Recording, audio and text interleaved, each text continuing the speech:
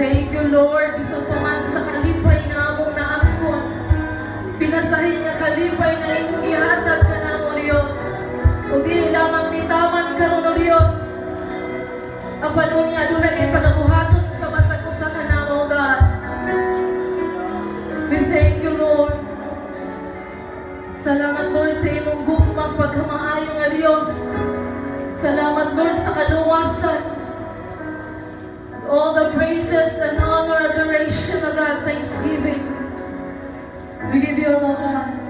In the mighty name of Jesus we pray. Amen.